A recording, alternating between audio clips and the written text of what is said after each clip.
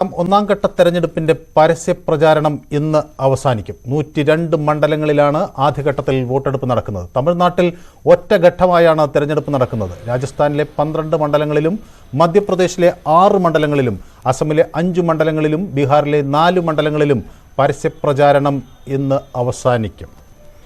ഉത്തർപ്രദേശിലെ 8 മണ്ഡലങ്ങളിലും ആദ്യഘട്ടത്തിൽ തന്നെയാണ് വോട്ടെടുപ്പ്. റോഡ് ഷോയും മറ്റുമായി കൊട്ടിക്കലാശവും ശക്തി പ്രകടനവുമൊക്കെ നടക്കുന്നു.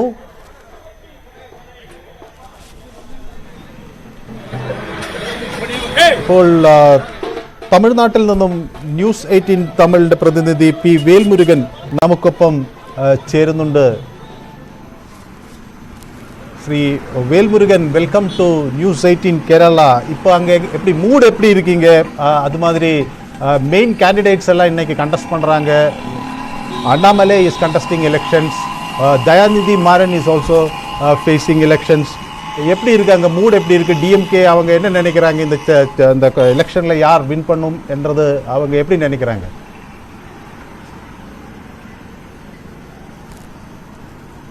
மனுபிரபு, மிக்க நன்றி.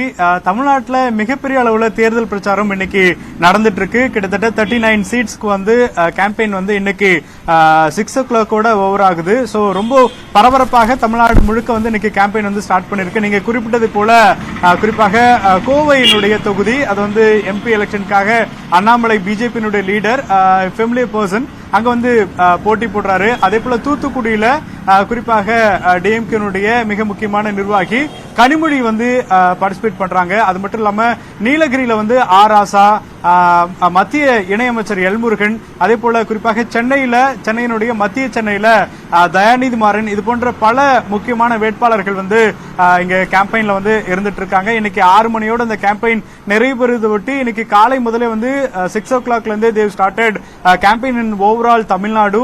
டுடே குறிப்பாக தமிழ்நாடு முதலமைச்சர் இன்னைக்கு வந்து சென்னையில தன்னுடைய கேம்பெயினை வந்து நிறைவு செய்யறாரு.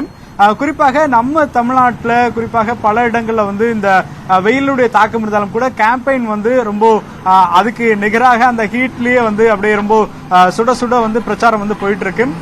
குறிப்பாக முதற்கட்ட இந்த தேர்தலில் குறிப்பாக பல பகுதியில் வந்து தேர்தல் நடைபெற்றாலும் தமிழ்நாட்டை பொறுத்தளவிற்கு 39 தொகுதிகளுக்கும் ஒரே கட்டமாக தேர்தல் நடக்குது. அதே போல பாண்டிச்சேரிக்கும் சேர்த்து 40 தொகுதிகளில் தற்பொழுது இந்த தேர்தல் என்பது மிக மும்முரமாக நடைபெற்று வருது. குறிப்பாக அண்ணாமலை, அதே போல வந்து கனிமொழி, தயாநிதி மாறன், ஆர் ராசா, எல்முருகன், எஸ்பெஷலி தென் சென்னையில வந்து எக்ஸ் கவர்னர் தமிழிசை சவுந்தரராஜன் உள்ளிட்ட பல கேண்டிடேட் வந்து இந்த தேர்தலில் ரொம்ப முக்கியமான பிரபலமான முகங்களாக பார்க்கிறாங்க. அது மட்டும் இல்லாம கேப்டன் விஜயகாந்த் அவருடைய சன் வந்து விஜய் பிரபாகரன், அவரும் இந்த எலெக்ஷன்ல வந்து விருதுநகர்ல வந்து நிக்கிறாரு. சோ அவருக்கும் ரொம்ப முக்கியமான ஒரு தேர்தலா பாக்குறோம். அவங்கள வந்து எதிர்த்து ஆக்டர் ராதிகா வந்து இந்த எலெக்ஷன்ல வந்து நிக்கிறாங்க. சோ தமிழ்நாடை பொறுத்தளவிற்கு ரொம்ப முக்கியமான தேர்தலா இந்த தேர்தல் வந்து மும்முனை போட்டியா இருக்கு. எஸ்பெஷலி ஏடிஎம்கே வந்து ஒரு பிக் அலைன்ஸ்ல இருக்கிறாங்க. அதே போல வந்து டிஎம்கே வந்து ஒரு வலுவான தற்போது வந்து இப்போ ஆளுங்கட்சியா இருக்கிறதுனால ரொம்ப ஸ்ட்ராங்கான ஒரு வலுவான டீமா இருக்கிறாங்க. அது மட்டும் இல்லாம தேர்ட் பார்ட்டியா ஒன் ஆஃப் த பிஜேபி வந்து ஒரு பெரிய டீம் வந்து ஃபார்ம் பண்ணி இந்த எலெக்ஷனை வந்து கண்டக்ட் பண்றாங்க. இது மட்டும் இல்லாமல் சீமான், நாம் தமிழர் பார்ட்டி சீமான், அவங்களும் வந்து தற்போது களத்தில் இருக்கிறதுனால 4 முனை போட்டி அப்படிங்கிறது தமிழ்நாட்டில் ரொம்ப தீவிரமான ஒரு கேம்பெயினா வந்து ஸ்டார்ட் பண்ணிட்டு இருக்காங்க. குறிப்பா டிஎம்கே பொறுத்தளவிற்கு இப்போ ஓவராலா தமிழ்நாட்டில் ரொம்ப செல்வாக்கு மிகுந்த ஒரு பார்ட்டியா வந்து இருக்கிறதுனால அவங்க தான் ரூலிங் பார்ட்டி.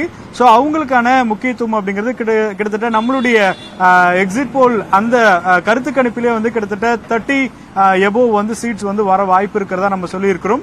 அதே போல பிஜேபியும் ஒரு சில சீட்ஸ் வந்து தமிழ்நாட்டில் வந்து வின் பண்றதுக்கான சோர்சஸ் இருக்கிறதா பார்க்க முடிகிறது. அதே போல எதிர்கட்சியா இருக்கக்கூடிய அப்போசிஷன் பார்ட்டியா இருக்கக்கூடிய எடப்பாடி பழனிசாமி, ஏடிஎம்கே பார்ட்டி வந்து கிட்டத்தட்ட இங்க வந்து மோர் தென் 4 to 5 அந்த மாதிரியான சீட் வந்து நெகோசியேஷன்ல ஒரு பெரிய டஃப் காம்படிட்டா போகும்னு சொல்லி தற்போது ஒரு அசம்ஷன் போயிட்டு இருக்கு. இன்னைக்கு வந்து லாஸ்ட் டே அப்படிங்கறதுனால கேம்பெயினுக்கான லாஸ்ட் டே இன்னும் ஒரு நாள் தான் இருக்கு.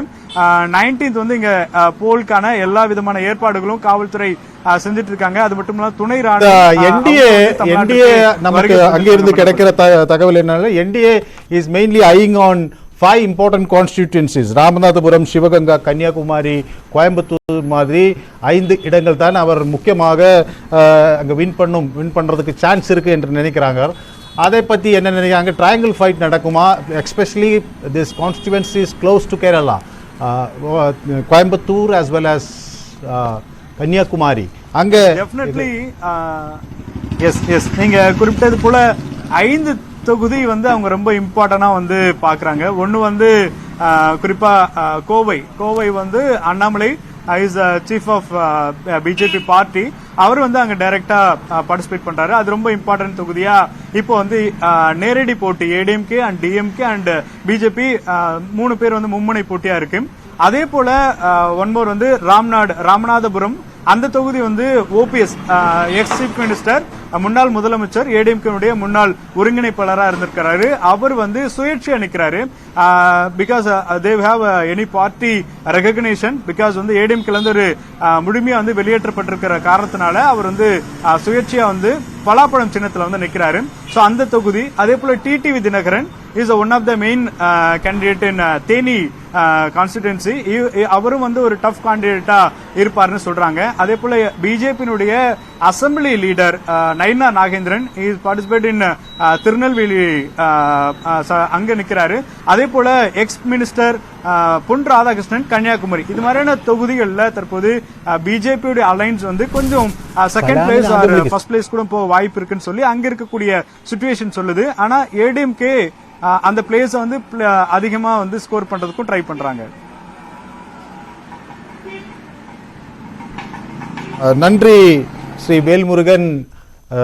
തമിഴ്നാട്ടിൽ വലിയ ശക്തമായ പോരാട്ടം നടക്കുന്നു, പലയിടങ്ങളിലും ത്രികോണ മത്സരങ്ങൾ നടക്കുന്നു എന്നാണ് തമിഴ്നാട്ടിൽ നിന്നുള്ള ഞങ്ങളുടെ പ്രതിനിധി റിപ്പോർട്ട് ചെയ്യുന്നത്. പ്രത്യേകിച്ച് കേരളത്തിന് സമീപത്തായുള്ള കോയമ്പത്തൂരിലും ഒപ്പം കന്യാകുമാരിയിലും ത്രികോണ മത്സരങ്ങളുടെ സാധ്യത തന്നെയാണ് വ്യക്തമാക്കുന്നത്. ഏതായാലും DMK-ക്കാണ് അവിടെ കൂടുതൽ വിജയസാധ്യത എന്നതാണ് പുറത്തുവരുന്ന ഫലങ്ങൾ എന്നും വേൽമുരുകൻ റിപ്പോർട്ട് ചെയ്യുന്നു.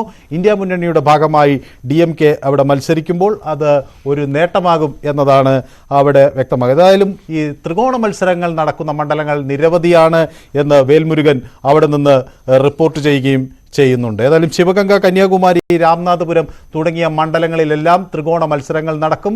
കോയമ്പത്തൂരിൽ ത്രികോണ മത്സരം ഉണ്ടാകും എന്നാണ് കരുതുന്നത്. തൂത്തുക്കുടിയിൽ കനിമൊഴിക്ക് കാര്യമായ വിജയസാധ്യത ഉണ്ട്.